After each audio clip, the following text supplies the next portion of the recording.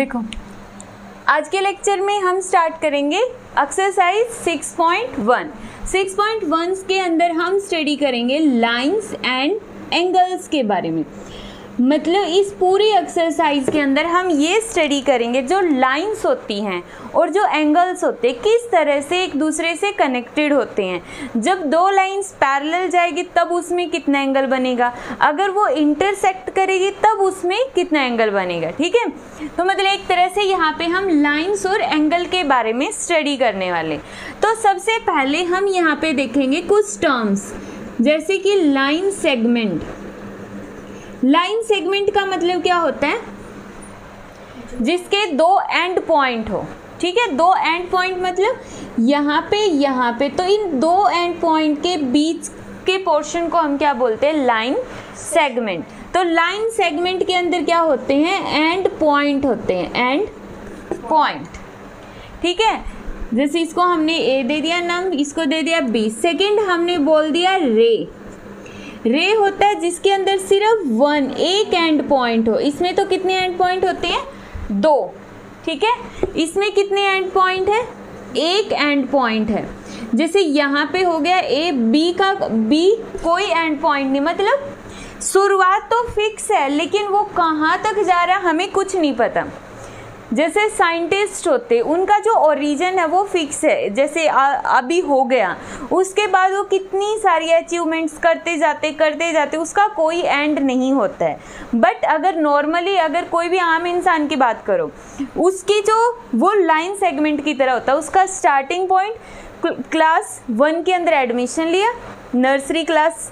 ठीक है, उसके बाद जैसे उसकी क्वालिफिकेशन जो भी उसको करनी थी, ग्रेजुएशन, पोस्ट या फिर पोस्ट ग्रेजुएशन या पीएचडी, जो भी उसको करनी थी वो कर ली और उसका टाइम पीरियड खत्म। ठीक है, ये तो मतलब एक साधारण इंसान हो गया। रे क्या हो गई, साइंटिस्टों की तरह, मतलब जो पूरी लाइफ टाइम सीखते ही जाते हैं। थर्ड हमने ले लिया यहाँ पे लाइन। लाइन क्या होती है, जिसका कोई एंड पॉइंट नहीं होता, नो एंड पॉइंट।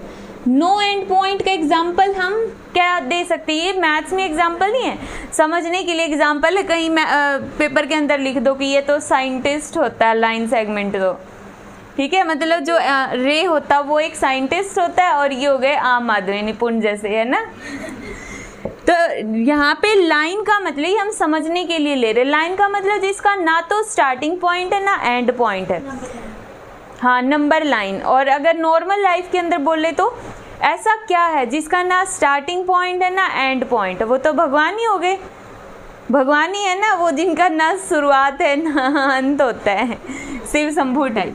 तो यहाँ पे ये क्या हो गया, लाइन हो गया जिसका कोई भी एंड पॉइंट ना हो। इसको दिखाने के लिए हम वैसे तो ऐसे रिप्रेजेंट कर देते हैं, ए बी का इस तरह से। बट जनरली मैथ्स के अंदर हम ऐसे नहीं करेंगे कि इनके ऊपर ऐसे लगा देंगे। लिख दो line segment A B, A ray A B and A line A B, ये सिंबल्स हम यूज नहीं करते हैं। बोलो, ठीक है। देखो यहाँ पे ये तीनों चीजें हमने स्टडी कर ली। उसके बाद हम यहाँ पे स्टडी करेंगे collinear points and non collinear points. Collinear point, collinear, को का मतलब क्या होता है, सेम, लीनियर का मतलब लाइन में। ठीक है, सेम लाइन में। कोलिनियर क्या हो गया, एक ही लाइन के अंदर जो पॉइंट्स हो उनको हम क्या बोलेंगे, कोलिनियर पॉइंट्स। ठीक है, ये हो गए जैसे 1 2 3 4 5 ले लो, एक यहाँ ले लो, एक यहाँ ले लो, first second third fourth fifth six और 7th। इनमें से कोलिनियर ये वाले हैं ना, पांचों के पांचों पॉइंट्स, ये कोलिनियर है। ठीक है, अगर मैं ये कर दूं तो अब 5 और 6 भी कोलिनियर है, ये कर दूं तो 3 और 6 कोलिनियर है। हाँ, इस 7 भी इसके ऊपर आ गया तो 3 6 और 7 कोलिनियर है। ठीक है, तो ये इंडिपेंडेंटली इस तरह से कोलिनियर होते। कोलिनियर का मतलब होता है एक लाइन में, या फिर इसको थोड़ा सा जैसे हायर क्लासेस में जाओगे ना तब इसकी एक डेफिनेशन और पढ़ोगे। वो क्या होगी, जब दो लाइंस आपस में पैरेलल होती है तो इसके ऊपर लाई करने वाले पॉइंट्स भी क्या होते हैं, कोलिनियर होते हैं। ठीक है, तो मतलब पैरेलल या फिर एंटी पैरेलल में भी, एंटी पैरेलल में भी, समझ गए ना। तो पैरेलल लाइंस या एंटी पैरेलल लाइंस, तो कोलिनियर पॉइंट क्या हो गए, जो एक ही लाइन में या फिर एक ही लाइन में लाई करते हैं, पैरेलल या anti parallel, same line. The points which lie on the same line is known as collinear points. Non collinear क्या होंगे, जो एक लाइन में लाई ना करें। The points which do not lie on the same line. हाँ, which do not lie on the same line. जैसे ये हो गए 1, 2 and 3, ये कोलिनियर, तीनों कोलिनियर नहीं है। बट अगर मैं बात करूँ 1 and 2 की तो कोलिनियर हैं।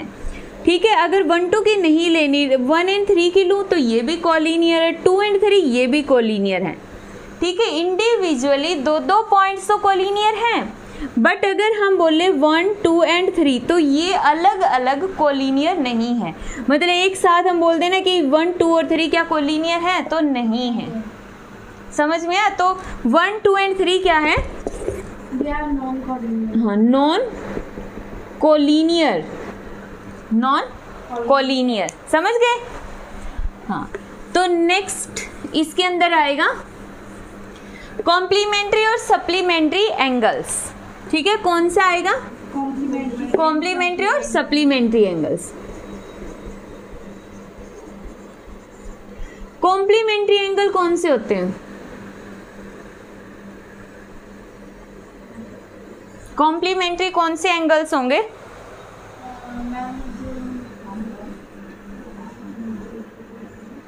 बताओ कॉम्प्लीमेंट्री एंगल्स कौन से होंगे। सारी स्पेलिंग गलत है। कॉम्प्लीमेंट्री मैंने ही की है, तुम्हें मैं कौन सा बोल रही हूँ कि तुम लोगों ने की है। कॉम्प्लीमेंट्री एंगल्स का मतलब क्या होगा, दो एंगल्स का सम किसके इक्वल होगा, 90 डिग्री, 180। कॉम्प्लीमेंट्री एंगल मतलब जिनका सम 90 डिग्री हो। समझ में आया? कॉम्प्लीमेंट्री मतलब जिनका सम 90 का हो। ठीक है, दो एंगल्स का सम, मान लो एक एंगल है ए, एक एंगल है बी, अगर उनका सम 90 डिग्री के इक्वल है तो उसको हम बोलेंगे कॉम्प्लीमेंट्री एंगल। दूसरा क्या होता है, सप्लीमेंट्री, जिसका सम 180 डिग्री हो। For example, a triangle, sum of triangle is 180। Supplementary angle मतलब जब दो एंगल्स का सम 180 डिग्री हो। तो सप्लीमेंट्री एंगल क्या होंगे, जब दो एंगल्स का सम कितना होगा, 180 डिग्री। तो 180 डिग्री अगर दो एंगल का सम है तो उन दोनों एंगल्स को हम क्या बोलते हैं, सप्लीमेंट्री एंगल्स। और जब उन्हीं दो एंगल्स का सम 90 डिग्री हो जाए तो उनको कॉम्प्लीमेंट्री एंगल्स। बट क्या मुझे ये बताओ कि जब हम बोल रहे हैं कि ये कॉम्प्लीमेंट्री एंगल्स है तो ए और बी की वैल्यू कितनी कितनी हो सकती है, 45 + 45। क्या हमेशा 45 + 45 होगी, कुछ भी हो सकती है ना, 60 और 30 भी हो सकती है, 70 और 20 भी हो सकती है। समझ गए ना। हाँ, नेक्स्ट देखो एडजेसेंट एंगल्स। नेक्स्ट है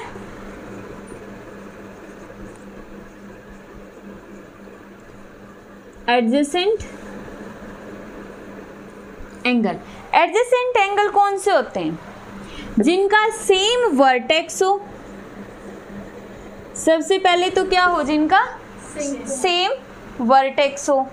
वर्टेक्स का मतलब क्या होता है, जहां से दो रेज निकल रही है, वो पॉइंट जहां से दो रेज निकल गई, तो इस पॉइंट को हम क्या बोलते हैं, वर्टेक्स। समझ आया? ठीक है, जिनका सेम वर्टेक्स हो, सेम वर्टेक्स हो, उसके बाद जिन एंगल्स के अंदर एक कॉमन लाइन हो, वन कॉमन लाइन हो, वन कॉमन लाइन हो। दूसरी कंडीशन। तीसरी कंडीशन क्या है, जो नॉन कॉमन लाइंस हैं, non common lines lie in opposite side, in opposite side of common line, ठीक है, क्या मतलब समझे इसका? मैम जो कॉमन लाइन वो अपोजिट साइड होती है। हाँ देखो, यहाँ पर हम ऐसे बना लेते हैं कि यहाँ पे हमारे पास ये हो गया O, ये हो गया A, ये हो गया B, और यहाँ से एक लाइन और निकल गई जिसको हमने बोल दिया C। तो यहाँ पर एक ये वाला एंगल और एक ये वाला एंगल इसको 1 बोल दो, इसको एंगल 2 बोल। देखो अब यहाँ पे जो एंगल 1 है, ये एंगल का सिंबल होता है, जैसे हमने 1 लिख दिया ना, इसके आगे ऐसे लगा दो, इसको क्या बोलते हो? एंगल। तो एंगल 1 एंड एंगल 2 को हम क्या बोलते हैं? Adjacent angle. क्यों? क्योंकि इन दोनों का सेम वर्टेक्स है O, ठीक है। दोनों एंगल्स के अंदर कौन सी लाइन कॉमन है? OC। OC लाइन कॉमन है, ठीक है। उसके बाद जो नॉन कॉमन लाइन्स है, नॉन कॉमन कौन सी है? ये वाली दोनों, ठीक है। ये दोनों लाइन्स इस लाइन के दोनों साइड अलग अलग साइड है, डिफरेंट साइड है। समझ आया? नेक्स्ट है लीनियर पेयर ऑफ एंगल्स। तीनों कंडीशन समझ में आ गई?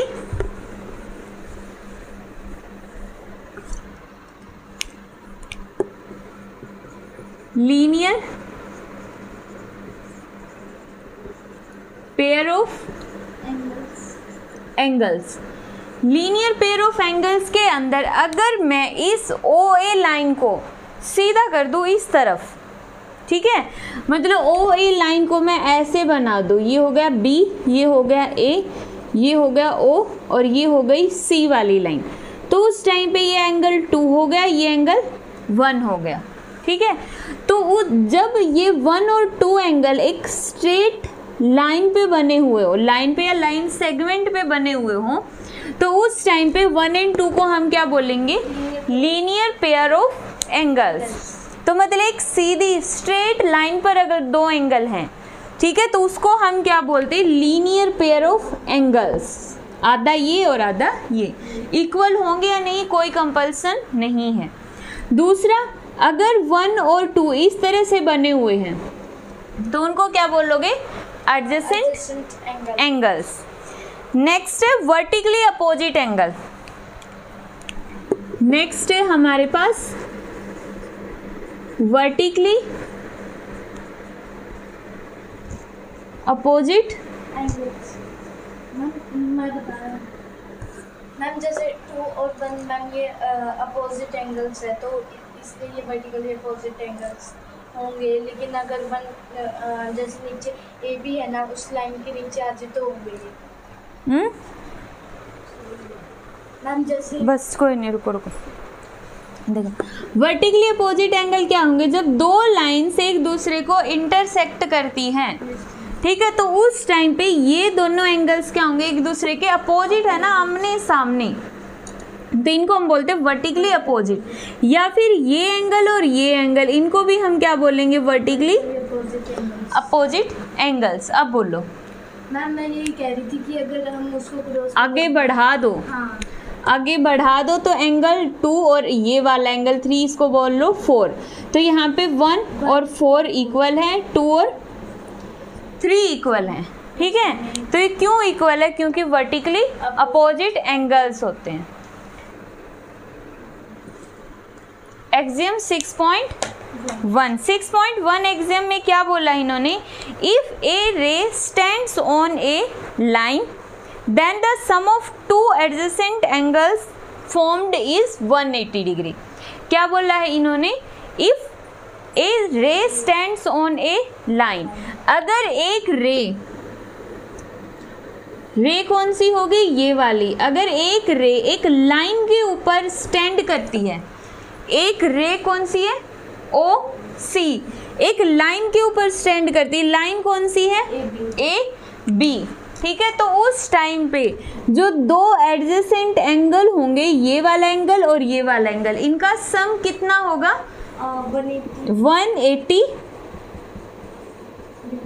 डिग्री। समझ आया? तो ये जो फर्स्ट वाली एक्सियम है यही बोलती है। क्लियर? दूसरी एक्सियम क्या? 6.2 6.2 एक्सियम क्या बोलती है, इन्होंने बोला कि अगर दो एडजेसेंट एंगल्स का सम 180 डिग्री है, दो एडजेसेंट एंगल का सम कितना है 180 डिग्री है, तो जो उन दो एंगल्स की नॉन कॉमन साइड है वो एक लाइन को फॉर्म करती है। उल्टा इसमें तो इन्होंने ये दे दिया, स्टार्टिंग में इसमें इन्होंने दिया कि ए बी क्या है, एक लाइन है, ओ सी क्या है, एक रे है। उसके बाद इन्होंने कहा कि अगर ये दोनों कंडीशन है तो उस टाइम पे एंगल फर्स्ट और एंगल सेकंड किसके इक्वल होगा 180 डिग्री के इक्वल। ठीक है। और एक्सियम 6.2 क्या बोलती है, एक्सियम 6.2 बोलती है अगर एंगल फर्स्ट और एंगल सेकंड इसी के अंदर किसके इक्वल है 180 डिग्री, तो इन दोनों एंगल्स को बनाने के लिए यहाँ पे देखो, एक तो ओ ए रे है, एक ओ सी रे है, एक ओ बी रे है। ठीक है। तो इन्होंने कहा कि अगर ये कंडीशन है 1 और 2 180 डिग्री के इक्वल हैं, तो इन तीन रे में से नॉन कॉमन कौन सी है। देखो एक रे तो है ओ ए, एक है ओ बी और एक है ओ सी।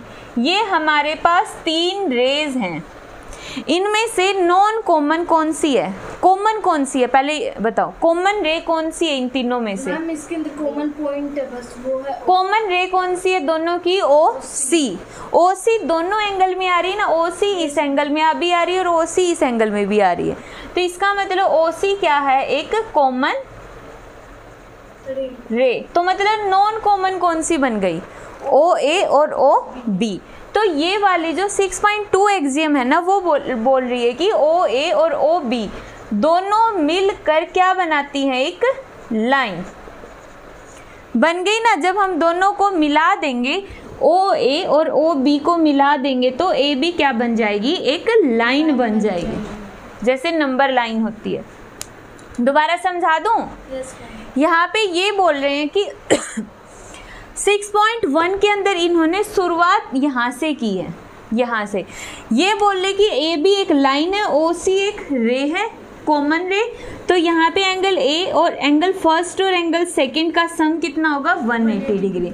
इसमें इन्होंने उल्टा बोल दिया कि अगर एंगल 1 और 2 का सम 180 डिग्री है तो ओ सी उनके बीच की कॉमन रे है, ए बी एक लाइन है। बस पहले में तो ये दो पॉइंट्स देके इसको प्रूव कर दिया, सेकंड के अंदर ये दो पॉइंट्स देके इसको प्रूव कर दिया। समझ आया? नेक्स्ट है हमारा 6.1 6.1 की थ्योरम और एग्जाम्पल हमने कर लिए थे। ठीक है। तो सबसे फर्स्ट क्वेश्चन देखो, सबसे फर्स्ट क्वेश्चन के अंदर इन्होंने ए बी एक लाइन दे दी, सी डी एक लाइन दे दी और यहाँ पे ओ ई एक रे है। ठीक है। इन्होंने बोला है कि एंगल ए ओ सी, सबसे फर्स्ट क्वेश्चन है ये, angle A O C plus angle B O E is equal to 70 degree, angle B O D is equal to 40 degree. तो find angle B O E और reflex angle C O E find out करना है। ठीक है। कैसे find out करेंगे वो देखो।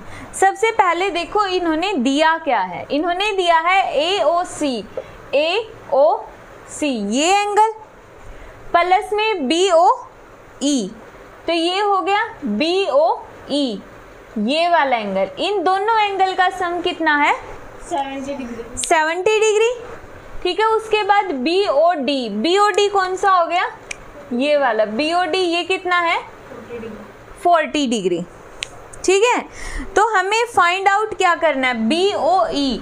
सबसे पहले सिर्फ इस एंगल की वैल्यू फाइंड आउट करो।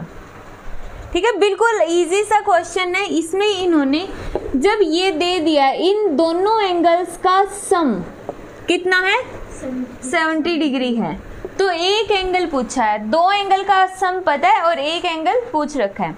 अब यहाँ से लिखो सॉल्यूशन के अंदर angle AOC is equal to angle BOD। बताओ क्यों होगा? ये एंगल और ये एंगल आपस में इक्वल क्यों होंगे? क्योंकि ये वो है अल्टरनेट वर्टिकली अपोजिट एंगल। जब दो लाइंस एक दूसरे को इंटरसेक्ट करती हैं, ठीक है, तो वो आमने सामने के एंगल, चाहे ये दोनों हो या फिर ये दोनों हो, एंगल क्या होते हैं? इक्वल होते हैं। कौन सी एंगल है ये? Vertically opposite angle. तो इसलिए इन दोनों की वैल्यू कितनी होगी? 40 डिग्री। तो यहाँ से हम बोल सकते हैं एंगल AOC कितना आ गया? 40 डिग्री। ठीक है, अब इसकी वैल्यू इक्वेशन फर्स्ट में यूज करो। Using this value in equation first, using in equation first में यूज करोगे AOC की जगह 40 डिग्री प्लस BOE। इसकी तो वैल्यू हमें निकालनी है BOE की, तो BOE 70 डिग्री। तो यहाँ से BOE किसके इक्वल आ गया? 70 माइनस 40 को उस साइड लेके जाओगे तो माइनस 40 और BO 30 डिग्री। बस आ गया। नेक्स्ट देखो, नेक्स्ट हमें निकालना क्या था? नेक्स्ट हमें निकालना था रिफ्लेक्स एंगल COE। इसमें कोई डाउट है तो बताओ। ये दोनों इक्वल होंगे आमने सामने। ध्यान रखा करो, यहाँ पे एक चीज दिमाग में बिठा लो, मेरे ठीक सामने जो भी पर्सन है वो इक्वल होगा मेरे, ठीक है। मतलब यहाँ पे जब भी दो लाइन से इंटरसेक्ट करे, इसके सामने कौन है? ये बराबर है। इसके सामने कौन है? ये दोनों बराबर है। तो इसलिए ये 40 है तो ये भी 40 और इन दोनों का सम 70 है तो 70 में से 40 के बच गया 30। इसमें तो कुछ है ही नहीं अगर ये क्वेश्चन भी नहीं करोगे तो। ठीक है, नेक्स्ट देखो क्या निकालना है? COE। देखो एंगल तो ये है ना COE, ये वाला एंगल है ना COE, ठीक है। बट इन्होंने आगे एक वर्ड लगा दिया, वो क्या है? Reflex angle. रिफ्लेक्स का मतलब क्या होता है? रिफ्लेक्स का मतलब जैसे ये होगा ना, ये अगर मैं बोल दूं ये एंगल सिंपल, ये एंगल x है तो इसका रिफ्लेक्स बताओ कितना होगा? रिफ्लेक्स का मतलब इसके अलावा जो है ये पॉइंट बच गया, जो ये एंगल बच गया, कितना है? 360 माइनस x। रिफ्लेक्स एंगल की डेफिनेशन मैंने स्टार्टिंग में बताई थी, वो उसकी वैल्यू कितनी थी? 180 के बीच में और 360 से कम, 180 से ज़्यादा, ठीक है। तो रिफ्लेक्स एंगल निकालना है हमें, तो COE की वैल्यू हम कैसे निकालेंगे बताओ? मैम जो COE है ना उसको तो अलग से रख दो और जो ये बाकी का है ना इनको प्लस करके 180 के इक्वल कर दो। देखो उसके लिए हम कंसीडर कर सकते हैं, यहाँ से क्या कंसीडर करोगे कि CD क्या है? एक लाइन है। CD एक लाइन है और OE एक रे है। OE एक रे है। हमें एंगल बताना है COE। COE का मतलब हमें ये पूरा एंगल बताना है, ये पूरा एंगल, ठीक है। अगर हमें अंदर वाले एंगल की वैल्यू पता चल जाए तो इस पूरे एंगल की वैल्यू क्या होती है? अगर हम पूरा सर्कल वाला एंगल ले ले, कितनी वैल्यू होती है सर्कल के अंदर? 360। अगर इसकी वैल्यू पता चल जाए तो 360 में से सब्ट्रैक्ट करके आंसर आ जाएगा रिफ्लेक्स एंगल का। तो सबसे पहले सिंपल COE की वैल्यू बताओ, कैसे निकाल सकते हैं? एंगल सही है। यहाँ पे CD is a line. CD क्या होगा? C से D एक क्या है? लाइन। OE इज ए रे। OE क्या है? एक रे है। अगर CD एक लाइन है और OE एक रे है तो angle COE plus angle EOD, इन दोनों का सम कितना होगा? 180। क्यों? Linear pair of angles. ठीक है, अब COE की वैल्यू हमें निकालनी है। EOD कितना है? 40 तो ये और 30 ये 70 कितना बच गया? 180। COE 180 में से 70 सब्ट्रैक्ट कर दो 110। हाँ 110 आ गया। COE की वैल्यू कितनी आ गई यहाँ पे? और अब वो AOD की भी वैल्यू निकालनी। हाँ, अब देखो, अब हमारे लिए ये अंदर से वैल्यू आ गई 110। ठीक है, तो यहाँ से हम निकाल सकते हैं reflex angle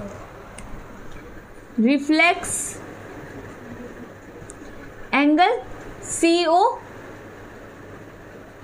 reflex angle COE किसके इक्वल होगा? रिफ्लेक्स एंगल COE 360 में से 360 माइनस 110। हाँ, कितना आ जाएगा? अगर 110 सब्ट्रैक्ट करेंगे तो 250 डिग्री, तो इसकी वैल्यू आ जाएगी 250 डिग्री। समझ आया? दूसरा क्वेश्चन हमने कैसे सोल्व किया? ये एक रे और ये एक लाइन और ये एक रे, तो इसके बाद यहाँ वाला एंगल और ये पूरा एंगल कितना होगा? 180 के इक्वल। तो यहाँ वाले तो 70 के इक्वल है, तो यहाँ से ये निकल गया 110। रिफ्लेक्स निकालने का तरीका 360 में से सिंपल जो एंगल है उसकी वैल्यू सब्ट्रैक्ट कर दो। कर लोगे ये क्वेश्चन? Yes ma'am. ठीक। सेकंड क्वेश्चन में यहाँ पे इन्होंने बोला है एंगल POY कितना है? 90 डिग्री। तो ये एंगल कितना दे दिया इन्होंने? 90 डिग्री। हाँ, A/B की वैल्यू कितनी दे दी? 2:3। ये है A, ये है B, तो मतलब इन्होंने बोल दिया A/B इज इक्वल टू कितना है? 2/3। तो यहाँ से A की वैल्यू कितनी आ गई? 2/3। B के इक्वल। B को उस साइड ले जाओ, A की वैल्यू निकल गई। ठीक है, निकाल लोगे? कोई प्रॉब्लम है निकालने में? नहीं। तो देखो, फाइंड C की वैल्यू बताओ हम कैसे निकालेंगे। सबसे पहले ये इक्वेशन देखो, यहाँ से इन्होंने बोला है कि जो POY है वो कितना है? 90 डिग्री है। तो हम यहाँ से ऐसे ले सकते हैं कि XY is a line. XY एक लाइन है या नहीं है? है। फिर उसके बाद OP इज ए रे, है या नहीं? सिंपल बोल सकते हैं ना, XY एक लाइन है और ये इसके ऊपर एक रे है। तो इस रे के दोनों साइड वाले एंगल का सम देखो, एंगल XOP और एंगल POY किसके इक्वल होगा? ये एक रे हो गई, लाइन हो गई, और ये एक रे हो गई। इसके इस साइड वाले और इस साइड वाले दोनों एंगल का सम किसके इक्वल होता है? 180 डिग्री। ध्यान रखा करो, एक लाइन हो गई ना, सिंपल एक लाइन, उस पे अगर एक रे है, चाहे वो इस तरह से है चाहे वो इस तरह से है, ठीक है, अगर एक रे है तो उसके साइड वाले दोनों एंगल्स का सम कितना होगा? 180 डिग्री। तो यहाँ से किसके इक्वल आ गया? 180 डिग्री। POY खुद कितना है? 90 डिग्री। तो angle XOP is equal to 180 degree. Angle XOP किसके इक्वल आ गया? 180 डिग्री माइनस 90 डिग्री। तो XOP किसके इक्वल आ गया? 90 डिग्री। तो यहाँ से मतलब आधा एंगल अगर 90 है तो ये वाला भी कितना हो गया? 90 का ही है। वैसे तो सीधा सीधा भी बोल सकते हो, लेकिन मैथ्स में तुमने इस एक्सरसाइज में ये वाला कॉन्सेप्ट यूज करके बताना था, वरना तो हम सीधा भी बोल सकते हैं। अब देखो, ये एंगल 90 है, बट ये तो किसके इक्वल है? A प्लस B के इक्वल है। XOP देखो, ये रहा XOP, ये पूरा एंगल किसके इक्वल है? B और A के सम के इक्वल। तो कर दो A और B।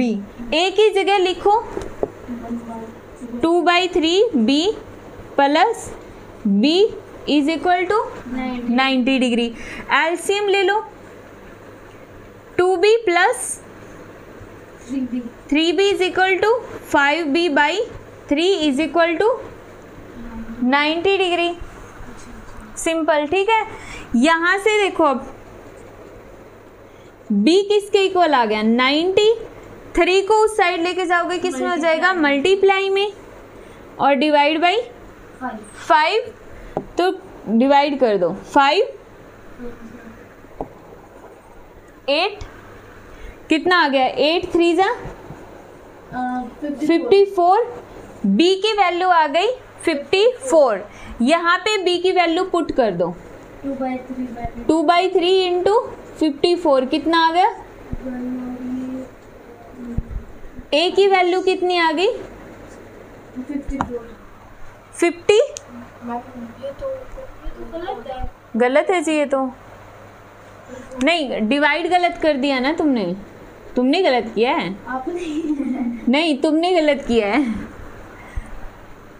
1 3 1 जा 3 2 18 2 जा 36, तो a की वैल्यू आ गई 36, b की वैल्यू आ गई 54। तो यहाँ से c की वैल्यू निकालनी है हमें, ठीक है। c की वैल्यू कैसे निकालोगे बताओ? c की वैल्यू हाँ, यहाँ से दोबारा ले लो, M N is a line, जैसे हम p है ना वहाँ पे b है ना उसके इक्वल हो जाएगा जो उसके सामने वाला एंगल है ये मैम n ओवर, या फिर इसको ऐसे बोल दो ना कि M N is a line, simple, और इसके ऊपर ओ एक्स इज ए रे, ओ एक्स क्या होगी एक रे होगी। तो यहाँ पे एंगल b प्लस c किसके इक्वल होगा 180 डिग्री के इक्वल। b की वैल्यू कितनी है 54 plus c is equal to 180 degree. c की वैल्यू 180 माइनस 54 कितना आ गया, c की वैल्यू बताओ 126, ठीक है 126। तो यहाँ पे सिंपली देखो, सबसे पहले हमने क्या किया है, a और b की वैल्यू निकाल ली। जब तुम्हारे पास a और b की वैल्यू पता चल गई, निकल गया तुमसे, तुम इसके अलावा किसी और मेथड से भी कर सकते हो, ठीक है।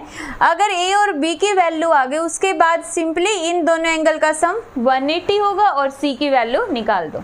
बोलो, ऐसा हो सकता है जो मैं तुम्हें करवा रही हूँ उससे भी शॉर्ट में पढ़े जो तुम्हें आता हो, ठीक है, या तुम्हारे माइंड में आए। मे भी तुम्हें जो आता हो वो थोड़ा लेंथी हो, बट फिर भी तुम्हें आ रहा है, तुम अपने माइंड को यूज करके अगर आंसर निकाल ले तो लॉजिकली मतलब यहाँ पे जो एक्सियम दी गई है उनका यूज करना पड़ेगा तुम्हें, कि एक लाइन है, उस पर एक रे है, तो उसके दोनों साइड वाले एंगल का सम 180 होगा। तो ऐसे लिख के फिर सोल्व करना पड़ेगा, ठीक है, बाकी कर सकते हो। देखो नेक्स्ट है एस टी,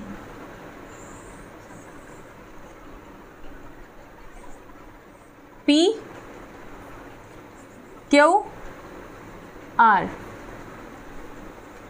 ये होगा। देखो इन्होंने दिया है angle P Q R is equal to P R Q, तो प्रूव करो। टू प्रूव क्या प्रूव करना है, angle P Q S is equal to angle P R T. देखो पी क्यू आर ये एंगल किसके इक्वल है, पी आर क्यू इस एंगल के इक्वल है, ठीक है। हमें प्रूव करना है एंगल पी क्यू एस, ये वाला एंगल किसके इक्वल है, पी आर टी इस एंगल के इक्वल है, ठीक है। सिंपली क्या करेंगे मैम, जैसे पी क्यू इक्वल है पी आर टी, तो उसी तरीके से जो ये दोनों एंगल है ये भी इक्वल होंगे और इनकी जो दोनों साइड है वो भी इक्वल होंगे। कैसे, जैसे मैं एक बार वहाँ पे आके एक्सप्लेन कर दूँ थोड़ा सा, नहीं जैसे देखो जैसे चलो देखो ठीक है, यहाँ पे हम लेंगे मान लो इसमें से तुम कोई भी एक लाइन मान रहे हो, कौन सी लाइन कंसीडर कर रहे हो? एस आर ले लो या एस टी ले लो, जो तुम्हें लेनी है ले लो। अब हमने मान लिया यहाँ पे S T is a line और उसके ऊपर क्यू पी इज ए रे, क्यू पी इज ए रे। अगर एक लाइन पर एक रे है तो उसके दोनों साइड वाले एंगल का सम कितना होगा? 180। निपुण कितना होगा दोनों साइड के एंगल?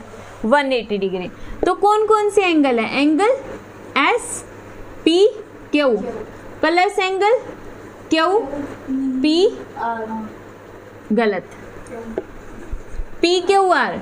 जिस पे एंगल बनता है ना वो बीच में होना चाहिए। कहाँ होगा वो? बीच में। हाँ ये भी गलत है, तो करो S Q P plus P Q R किसके इक्वल होगा? 180 डिग्री। ये भी कहते हैं ना कि जो बीच में आता है फर्स्ट में वही सेकंड में भी बीच में ही आएगा। हाँ ठीक है, ये 180 डिग्री के इक्वल है, इसको इक्वेशन फर्स्ट मान लो। सिमिलरली हम ये भी तो बोल सकते हैं कि S T is a line. S T तो एक लाइन है लेकिन उस पे आर पी क्या है? एक रे है। आर पी इज ए रे। ठीक है, इसको तुम S O P, P Q, R की जगह पी ओ टी भी बोल सकते हो, पी क्यू टी। मैम फिर आर क्या हो गया?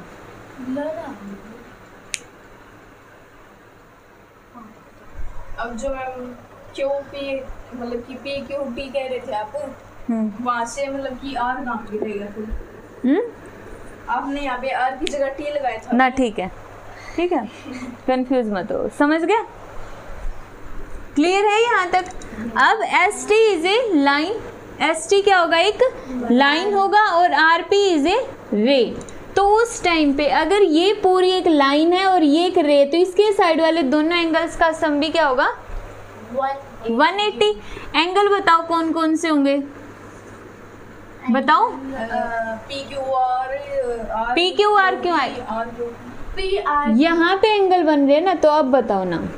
अच्छा अब आएंगे आर पी, नहीं P R Q, P R Q और P plus T R P लिख दो।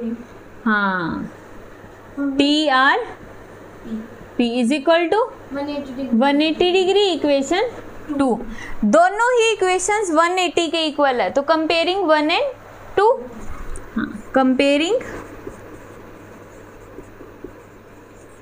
1 एंड 2 को कंपेयर करोगे तो कितना आएगा? S Q P plus P Q R is equal to P R Q T R P. जो कैंसिल हो रहा है कैंसिल करो। इन्होंने कहा P Q R is equal to P R Q. P Q R किसके इक्वल है? P R Q के इक्वल है। दे रखा ना, तो कैंसिल। कितना आ गया? S Q P is equal to angle T R P. यही प्रूव करना था। यस, यही प्रूव करना है। आगे पीछे ही तो है, बस बीच वाला फिक्स होता। इनको आगे पीछे कर सकते हो, पी क्यू एस कर सकते हो, इसको पी आर टी कर सकते हो। इन दोनों की पोजीशन चेंज कर सकते हो अपनी मर्जी से आगे पीछे, लेकिन ये फिक्स रहेगा बीच वाला। ठीक है, ये हमने प्रूव कर दिया। तो सिंपल है ना। अभी तक हमने जितने भी क्वेश्चन किए हैं वहां से एक कॉन्सेप्ट क्लियर हुआ कि जब ये एक रे होगी और इसके ऊपर ये एक लाइन होगी और इसके ऊपर ये क्या होगी? एक रे होगी, तो इसके दोनों साइड के एंगल का सम कितना होता है? 180 डिग्री। और इसी कॉन्सेप्ट के बेस पे हमने सारे क्वेश्चन किए अभी तक। ठीक है, नेक्स्ट क्वेश्चन है 4। क्वेश्चन नंबर 4 में इन्होंने दिया है ओ ए डी बी सी ये है x, ये है w, ये है z और ये है y। देखो x plus y is equal to w plus z। Prove करो कि AOB इज ए लाइन। हमारी तो दिख ही नहीं रही AOB एक लाइन है, तो ये दिखनी चाहिए मतलब। ठीक है, अब सही बना दिया हमने। ठीक है, प्रूव करो कि AOB इज ए लाइन। तो कहाँ से शुरू करेंगे इसमें हम? एक पॉइंट पर इन सारे एंगल का सम कितना होगा? 360 डिग्री। ठीक है, तो लिखो sum of all angles at a point. सारे एंगल के कौन से लिखो? x plus Y plus Z plus W is equal to 360 degree. ठीक है, आगे कैसे करोगे फिर बताओ? हाँ भाई है ना, इसके इक्वल पुट कर दो। हाँ कर दो। x प्लस वाई की जगह मैं क्या लिख सकती हूँ? w प्लस जेड, और यहाँ पे z प्लस w पहले से ही है। 360 कितनी बार हो गया z? 2z प्लस में 2w इज इक्वल टू, 360। हाँ कॉमन क्या निकलेगा? 2। अंदर क्या बच गया? z प्लस, यहाँ पे 360। z प्लस w किसके इक्वल आ गया? 360 तो z plus w is equal to 180। आ गया। z plus w, z plus w, ये पूरा एंगल हमने बोल दिया किसके इक्वल है? 180 डिग्री के इक्वल है। तो यहाँ पे एक्सियम 6.2 उसमें यही बता गया था ना कि अगर दो एंगल का सम 180 डिग्री है, दैट मीन्स वहाँ पे जिस भी लाइन पर वो दोनों एंगल बने हुए, कौन सी लाइन? AB। तो इसका मतलब AOB क्या है? एक लाइन है, और OD क्या है? एक रे है। ठीक है, तो यहाँ पे लिख दो यूजिंग एक्सियम। कौन सी एक्सियम का यूज करके? हाँ 6.2 AB इज ए लाइन। ठीक है, नेक्स्ट क्वेश्चन। 5th क्वेश्चन के अंदर इन्होंने दिया है PQ, और यहाँ पे हो गया RO OS। ठीक है, यहाँ पे इन्होंने दिया है कि POQ is a line. Starting में इन्होंने दे दिया POQ इज ए लाइन है। ठीक है, OR is a perpendicular. OR is perpendicular, ये परपेंडिकुलर का साइन होता है, पता है? हाँ। Perpendicular to the line POQ। तो हमें प्रूव करना है ROS is equal to 1/2 angle QOS minus angle POS। तो देखो यहाँ पे गिवन है, गिवन में क्या दे दिया कि OR is perpendicular to line POQ, perpendicular जो 90 डिग्री का एंगल बनाएगा यहाँ पे। ठीक है, तो अगर ये इसके ऊपर परपेंडिकुलर है, दैट मीन्स एंगल ROQ। कौन से एंगल? ROQ। कितना हो गया ये एंगल? 90 डिग्री का। और यहाँ से ये 90 हो गया, और दूसरी साइड हम ये भी तो बोल सकते हैं ROP, ये भी कितने का हो गया? पूरा 90 डिग्री का ही होगा। तो यहाँ से हो जाएगा ROP is equal to 90 degree, दोनों 90 डिग्री के हैं। तो इसका मतलब मैं ऐसे लिख सकती हूँ ROQ is equal to ROP, equation first. इसके बाद हमें क्या करना है, यहाँ पे हम क्या लिख सकते हैं, इस एंगल का और इस एंगल का सम टोटल कितना है 180। अच्छा सॉरी फिर से बोलना। इस एंगल का और इस एंगल का सम कितना होगा 90 डिग्री। 90 डिग्री। निपुण आया समझ में? तो लिखो angle POS plus angle SOR। इस एंगल को मैं ROP को ऐसे लिख सकती हूँ? हाँ। बताओ ROP को क्या मैं ऐसे लिख सकती हूँ या नहीं? ROP ये पूरा एंगल है, ROP। लिख सकते हैं। ध्यान से देखो यहाँ पे जो हमने ऊपर तो ये ROP को दो पार्ट्स में डिवाइड कर दिया। उस साइड कितना है, ये ROQ। तो ROQ इसको मैं कैसे लिख सकती हूँ ROQ को? मैम ROQ देखो इस पूरे एंगल को मैं ऐसे लिख सकती हूँ, इस पूरे में से इतना सब्ट्रैक्ट कर दो तो ये बच जाएगा। हाँ कर सकते हैं ना निपुण, समझ आया?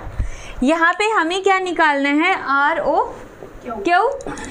ROQ ये वाला है तो पूरे में से पीछे वाला सब्ट्रैक्ट कर दो। पूरा कौन सा एंगल है, SOQ